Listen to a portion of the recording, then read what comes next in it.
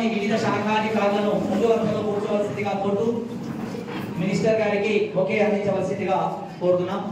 అలాగే ఇలా సత్కారం చేస్తూ ఉన్నారు.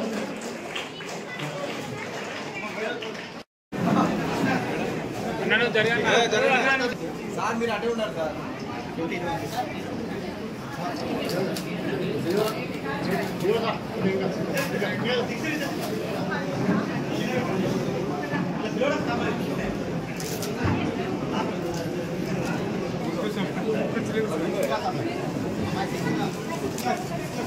అంగన్వాడీ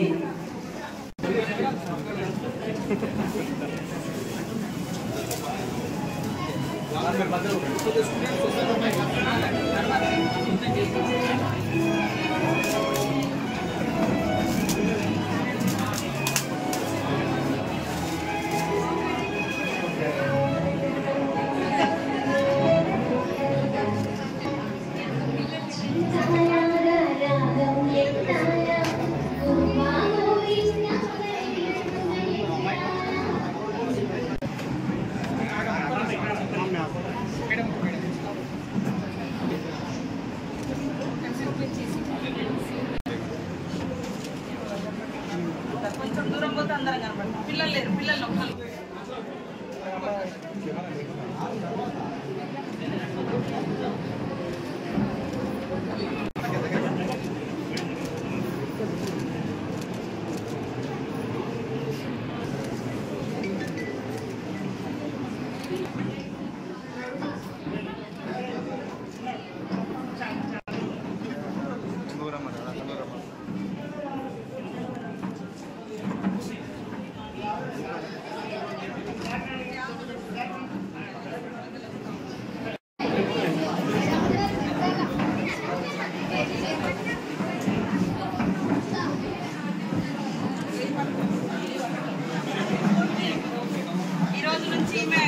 మరి నర్సరీ స్కూల్కి వస్తుంది. అంగన్వాడీకి సెంటర్ దగ్గర నడిచేటువంటి నర్సరీ స్కూల్ స్టూడెంట్ ఏబిసిడి నేర్చుకుంటారు. ఓకే,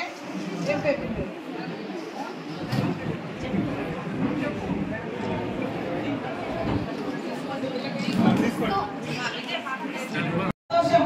ఒక 1 ఇయర్ ఈ స్కూల్ అకాడమిక్ ఇయర్ వరకు కూడా కొనసాగే విధంగా వాళ్ళ యొక్క గుర్తులు మేము పలానా రోజు మళ్ళీ స్కూల్లోకి వచ్చినప్పుడు మేము ఈ రకంగా చేసుకున్నాం అనే ఒక సంతృప్తి ఉంటుంది.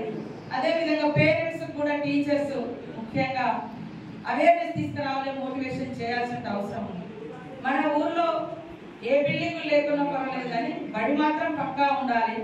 బడి అనేది మరి పిల్లల యొక్క భవిష్యత్తుకు బాట. స్కూల్ లేకుంటే ఆ ఊర్లో ఎన్ని ఉన్నా ఏమి లేనట్టే.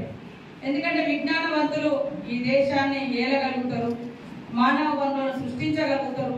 ఈనాటి బాలలే రేపటి పౌరులు. కానీ మనం ఎట్లయితే భారత భావి పౌరులుగా చెప్పుకుంటామో, హ్యూమన్ రిసోర్సెస్ గా మానవ వనరులు అంటే ఎక్కడైతే విద్య అద్భుతంగా అంది అందరు విద్యావంతులై సొసైటీని అర్థం చేసుకొని పరిశోధనలు చేసి ఈనాటి సమాజానికి ఎలాంటి విధి విధానాలు కావాలి, ఎట్లా ఉండాలి, చరిత్రను చదవడం, భవిష్యత్తును కనుగొనడం, ఇవన్నీ కలగలిపిందే మరి విద్యావంతుల యొక్క పని. కాబట్టి ఈనాటి బాలలు బాలికలు అందరూ కూడా మంచి విద్యను అందుకోవాలని కోరుకుంటా ఉన్నాం. అదేవిధంగా మనకి ఎడ్యుకేషన్ రైట్ కూడా మరి 2009లో వచ్చిన తర్వాత ఈ మోడల్ స్కూల్ కూడా ఆ రోజు కేంద్రంలో కాంగ్రెస్ ప్రభుత్వం, మన కేంద్ర మంత్రి బలరాం నాయక్ గారు మన ములుగు నియోజకవర్గంలో దాదాపుగా 3 మోడల్ స్కూల్స్ కూడా తీసుకురావడానికి వారు కృషి చేయడం జరిగింది. ఈ మన బండారపల్లి కానీ, వెంకటాపురం కానీ, చల్వాయి దగ్గర కానీ మరి వారి యొక్క చొరవతోటి ఆ రోజు మనకి ఇవ్వడం జరిగింది. ఈ రైతు ఎడ్యుకేషన్ రైట్ లో మరి 6 సంవత్సరాల నుంచి 14 సంవత్సరాల వరకు ఖచ్చితంగా విద్య అనేది వాళ్ళ హక్కు, ప్రైమరీ రైట్, అది ప్రాథమిక హక్కు. కాబట్టి మనం ఎవరికి సీటు లేదని వివక్షత కానీ అవాయిడ్ చేయడం కానీ విద్య నుంచి మనకి ఎలాంటి రైట్ లేదు. అది రాజ్యాంగము మరి ఇచ్చినటువంటి హక్కు బాలలకు బాలికలకు. కాబట్టి ఎడ్యుకేషన్ రైట్ కంపల్సరీ మనం ఇంప్లిమెంటేషన్ చేయాలి. అదే కాకుండా ఈసారి మన పంచాయతీరాజ్ శాఖలోనే ఉన్నటువంటి మరి సెర్ప్ ద్వారా మహిళా సంఘాలకు దాదాపుగా 30,000 మంది మహిళలకు కుట్టు మిషన్ వర్క్ కూడా వాళ్ళకే ఇవ్వడం జరిగింది. ఈ రోజు మనం పంపిణీ చేసేటువంటి బట్టలని యూనిఫామ్స్ అన్ని కూడా మన మహిళలే చేసింది. ఎందుకంటే ప్రైవేట్ ఏజెన్సీలకు ప్రైవేట్ కాంట్రాక్టర్లకు ఇచ్చే కంటే మహిళలకు ఇవ్వడం ద్వారా వాళ్ళకు కూడా ఒక ఉపాధి ఉంటుంది, సకాలంలో కూడా మనం పని తీసుకోగలుగుతాం, ఎక్కువ మందికి పని కల్పించిన వాళ్ళం అవుతామని సీఎం రేవంత్ రెడ్డి గారు ఆలోచించి మరి మహిళలకే కుట్టు వర్క్ కూడా ఇవ్వడం జరిగింది. గతంలో మరి ఎవరు కుట్టినా సరే ఒక పేరుకు ఒక జతకు 50 రూపీస్ ఇచ్చేది, కానీ ఈసారి 75 రూపీస్ ఇచ్చి ఆ మహిళలకు కుట్టుగులి పెంచడం కూడా జరిగింది.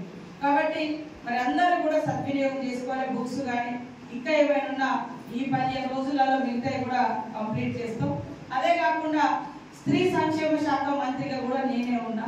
దాంట్లో కూడా ఈసారి ఒక కీలకమైనటువంటి నిర్ణయం సీఎం రేవంత్ రెడ్డి గారు తీసుకోవడం జరిగింది.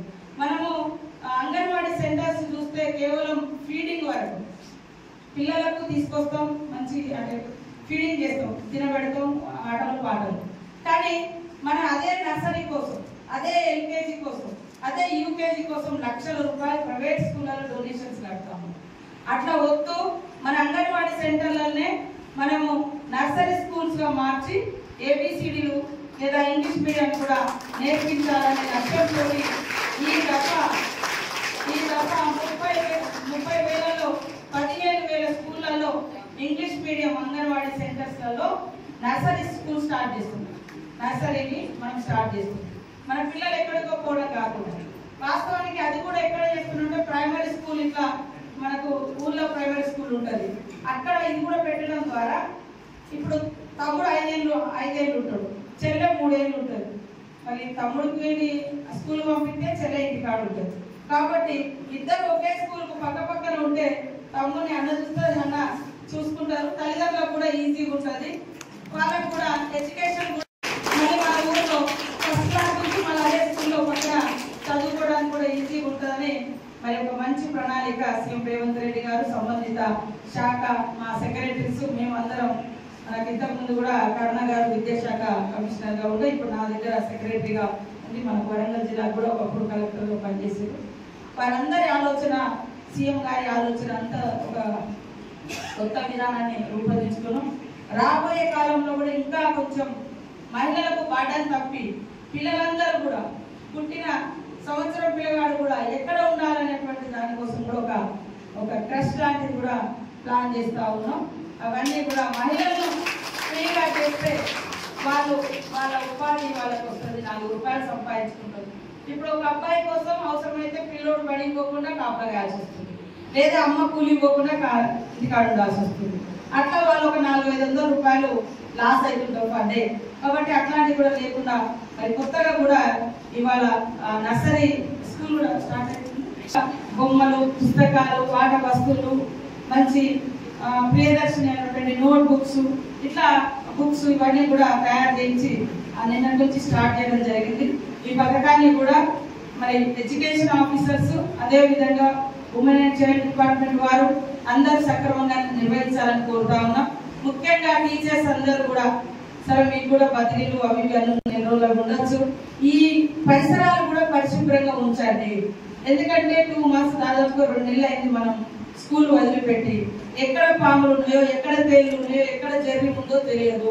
కాబట్టి ఖచ్చితంగా ఫస్ట్ పరిసరాల పరిశుభ్రత, క్లాస్ రూమ్లలో కూడా నీట్ గా ఉంచడం, అవసరమైతే అన్ని ఒకసారి అవసరమైతే కాదు ఖచ్చితంగా కడిగించడం, మరి డెటాయిల్, బ్లీచింగ్ ఏదో ఒకటి వేసి నీట్ గా చేసి, అలాంటి సందులో కూడా ఖచ్చితంగా 1 డే దానికోసం మీరు కేటాయించుకోండి. చాలా స్కూళ్ళలో మరి భోజనాల కాడ జర్నీ పడ్డ అంటే కలుషితమైనటువంటి నీరు తాగి అస్వస్థ గురవడం ఇట్లాంటివి వస్తున్నాయి. కాబట్టి మన దగ్గర గతంలో కూడా ఒకటి కూడా రాలేదు. మిమ్మల్ని అందరినీ అభినందిస్తా ఉన్నాం.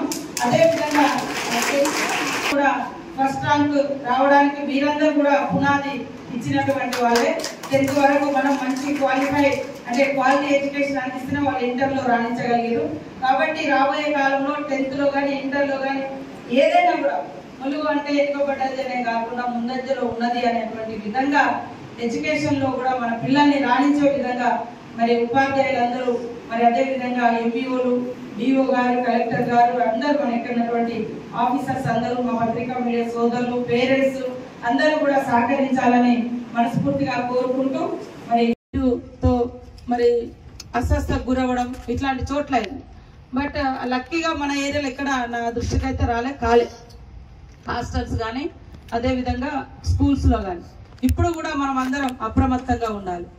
అదే కాకుండా లాస్ట్ టైం కూడా మీరు అందరూ అంటే మనము చిన్న స్థాయి నుంచి స్టాండర్డ్ 1 నుంచి ఫస్ట్ నుంచి సెకండ్ నుంచి ఫిఫ్త్ నుంచి తీసుకొస్తేనే ఇంటర్లో వాళ్ళు మంచి రిజల్ట్ కూడా వస్తుంది. మీరు అందరూ కష్టపడి మన జిల్లాను టాప్లో ఉంచినందుకు ఇంటర్మీడియట్లో మీ అందరినీ అభినందిస్తూ ఉన్నాం. ముఖ్యంగా ఎడ్యుకేషన్ డిపార్ట్మెంట్ వారిని, కలెక్టర్ గారిని, అదేవిధంగా సంబంధిత అధికారులందరినీ కూడా అభినందిస్తూ ఉన్నాం.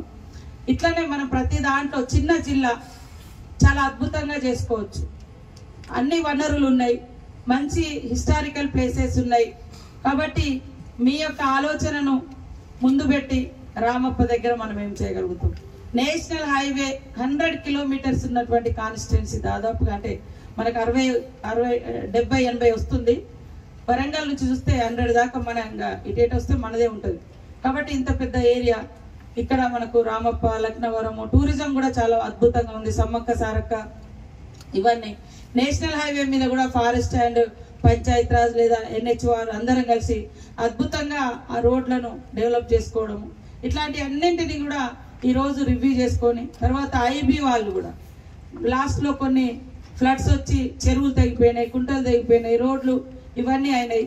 మనం మొదలుపెట్టిన కోడ్ వచ్చింది, this is the longest election in the world, అంటే సెకండ్ లాంగెస్ట్ ఎలక్షన్. 1951లో వచ్చింది లాంగెస్ట్ ఎలక్షన్, మళ్ళీ ఇప్పుడు 2024లో వచ్చింది. అంటే ఇంత టెక్నాలజీ డెవలప్ అయినటువంటి పరిస్థితిలో కూడా 3 నెలలు మంది దేశంలో పబ్లిక్ అవస్థలు పడ్డారంటే ఈసారి ఎలక్షన్ కోడ్ తోటి. కాబట్టి అన్ని సమస్యలు అట్లా పెండింగ్ ఉన్నాయి. ఈ 3 నెలలు లేదా అంత 3 నెలలు ఎలక్షన్ల ముందు ఇదంతా కూడా మనం పరిష్కరించుకోవాలంటే ఒక రకంగా తప్ప మనం పరిష్కరించుకోలేము. కాబట్టి ఎవరి స్థాయిలో వాళ్ళు ఇరిగేషను, ఇప్పుడైతే తర్వాత స్కూల్స్, మెడికల్, ఇంకా లోకల్గా మనము రేషను, మన ట్రైబల్ ఏరియా గ్రామాలు ఉంటాయి కాబట్టి రేషను, ఇట్లాంటివన్నీ కూడా ఒకసారి రివ్యూ చేసుకొని ప్రణాళికాబద్ధంగా పనిచేసి మన యొక్క చిన్న జిల్లాను మరి అభివృద్ధి పదంలో ముందంజలో ఉంచే విధంగా అందరం కృషి చేద్దామని తెలియజేస్తూ మీ అందరికీ మనస్ఫూర్తిగా స్వాగతం పలుకుతా ఉన్నాం. తప్ప మనం పరిష్కరించుకోలేము.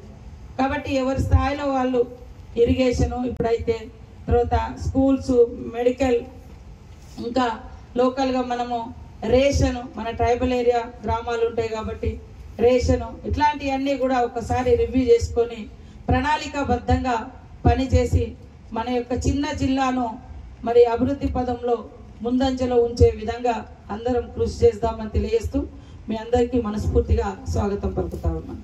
ఉంటుందని చాలా అప్రమత్తంగా ఉంటూ మరి ఆ శాఖ కూడా నాది అవ్వడంతో రాష్ట్రం నుంచి క్షేత్రస్థాయి వరకు మీరు అందరికి కూడా ఎవ్రీడే RWS వాళ్ళు కానీ, కలెక్టర్ గారు కానీ, మండల ఇన్ఛార్జెస్, స్పెషల్ ఆఫీసర్స్ కూడా మన గ్రామ పంచాయతీలలో సర్పంచులు లేకపోవడంతో మరి ఆ బాధ్యత కూడా మీరే మోసిండ్రు.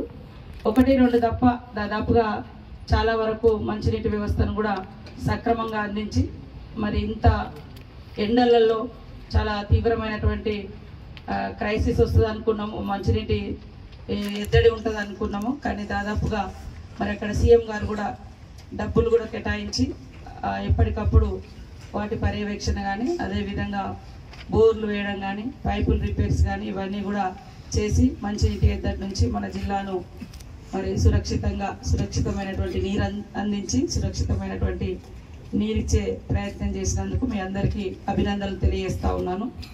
వాస్తవానికి మరి మన గవర్నమెంట్ వచ్చిన తర్వాత ఒక 2 months వివిధ రకాల కార్యక్రమాలు జరిగినాయి. ఆ తర్వాత మళ్ళీ ఎలక్షన్స్ రావడంతో చాలా ప్రోగ్రామ్స్ కూడా పెండింగ్లో ఉన్నాయి. వాటన్నింటినీ ఇప్పుడు మనం పరిగెత్తించాల్సిన బాధ్యత కూడా ఉంది.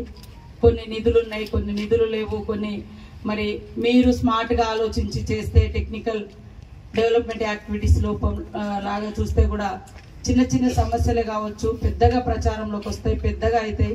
అలాంటి వాటిని రివ్యూ చేసుకొని ఈ రోజు నుంచి మన జిల్లాలో ఎలాంటి ఇబ్బందులు లేకుండా మరి అభివృద్ధి కార్యక్రమాలు కూడా పరిగెత్తించే విధంగా మీరందరూ పర్యవేక్షణ చేస్తూ పెండింగ్లో ఉంచకుండా, డిలే చేయకుండా, లేజీగా ఉండకుండా ఈ 2 months తర్వాత పిల్లలు స్కూళ్ళకి వస్తే ఎంత ఉత్సాహంగా పనిచేస్తూ అంటే వాళ్ళు స్టడీస్ కోసం మనం పంపాలని తల్లిదండ్రులు ఆరాటపడతారు. అట్లనే మనం కూడా గ్రామాలలో మరి ఆ రకంగా పనిని చేయాల్సిన బాధ్యత ఉంది. ముఖ్యంగా ఇది మన flood affected area. Every year అయితే గోదావరి లేదా చిన్న చిన్న వాగులు, జంపన్న వాగు ఇవన్నీ ఉన్నాయి కాబట్టి వాటి నుంచి కూడా మనం అప్రమత్తంగా ఉండాల్సిన అవసరం ఉంది. సమస్య వచ్చిన తర్వాత మరి నెత్తినోరు కొట్టుకుంటే కూడా ఏమీ ఉండదు. మనకు అందరికి కూడా ఎక్స్పీరియన్స్ ఉంది. ఇక్కడ ఉన్నటువంటి అధికారులు రేపు తర్వాత ఎవరు ఉంటారు, ఎవరు పోతారు, మీ సర్వీసెస్ను బట్టి రేపు జరిగేటువంటి ట్రాన్స్ఫర్స్ను కానీ ఇప్పుడు మీరు ఇచ్చేటువంటి రిపోర్ట్స్, మీరు రాసేటువంటి రికార్డ్స్ వచ్చేటువంటి అధికారులకు కానీ మన పబ్లిక్ కానీ మన ప్రజల్ని అన్నీ ఉపయోగపడతాయి. కాబట్టి ఇటు ఫ్లడ్ తర్వాత వర్షాకాలం వచ్చింది. ఈ వర్షాకాలంలో నిన్నటిదాకంటే మంచినీటి ఎద్దడి ఉంటుందేమో అని భయంతో పనిచేసినాం. ఇప్పుడు మంచినీళ్ళు ఉంటాయి కానీ పొల్యూటెడ్ వాటర్ రాకుండా మరి మంచినీరు ఇవ్వాలి, గ్రామాలలో పారిశుద్ధ్యం ఉండాలి, తర్వాత శానిటేషన్ అద్భుతంగా ఎక్కడికక్కడ చేస్తూ డ్రింకింగ్ వాటర్లో మరి ఎలాంటి కలుషితమైనటువంటి వాటర్ అందులోకి రాకుండా, పైప్ లైన్ లీకేజ్ కాకుండా, గ్రామాలలో కూడా మరి నీటి గుంతలు ఏవైతే ఉండి వాటిలలో కలరా, మలేరియా అన్ని డిపార్ట్మెంట్స్, ఎందుకంటే ఇక్కడ అందరూ వివిధ శాఖల అధిపతులు అయినప్పటికీ కూడా మీరందరూ ఒక్కొక్క మండలంలో స్పెషల్ ఆఫీసర్స్గా ఉన్నారు. ఆ మండలానికి మీరే అధికారులుగా ఉండి ఆ మండలాలను డెవలప్మెంట్ చేయాల్సినటువంటి పరిస్థితి, సమస్యలు కూడా రాకుండా చూడాల్సినటువంటి బాధ్యత కూడా చాలా మంది అధికారులకు ఉంది. కాబట్టి ఇవన్నీ రివ్యూ చేసుకొని ఖచ్చితంగా 2 monthsకి ఒకసారి, 3 months కాదు 2 monthsకి ఒకసారి మన జిల్లా వరకు మనం రివ్యూస్ ఏర్పాటు చేసుకుందాం. తర్వాత అధికారులకు అందరికీ నేను ఒకటే సూచించేది, రెగ్యులర్గా విజిటింగ్స్ ఉండాలి. ఎందుకంటే మనకు గ్రామాలకు వెళ్ళకుండా మనకు సమస్యలు అర్థం కావు. మనకు తెలిస్తేనే దాని తీవ్రత మనకు అర్థమవుతుంది. ఆ సమస్య ఎంత కష్టంగా ఉంది పబ్లిక్, లేదా అది పేపర్కి వచ్చి మీడియాకి వచ్చి సోషల్ మీడియాలో అంతా అయిపోయిన తర్వాత మీ పరువు మా పరువు పోయి లేదా పబ్లిక్ ప్రాణాన్ని కలిగించేటువంటి ఇష్యూ వచ్చేంత వరకు మనం నిద్రపోవడం కాకుండా ఖచ్చితంగా ముందు జాగ్రత్తలు, ఈ మాన్సూన్ సీజన్లో ముందు జాగ్రత్తలు తీసుకోవాలి. అది హెల్త్ కావచ్చు, అదేవిధంగా ఎడ్యుకేషన్ డిపార్ట్మెంట్ ముఖ్యంగా ఆశ్రమ స్కూల్ ఐటీడీఏ కావచ్చు, ఇటు మరి డిఓ గారు కావచ్చు, స్కూళ్ళు నిన్నటి నుంచి రీఓపెన్ అయినాయి. అవన్నీ రీత్యా చూస్తే లాస్ట్ టైం చాలా చోట్ల బల్లి పడ్డది, తేలు పడ్డది, జర్రి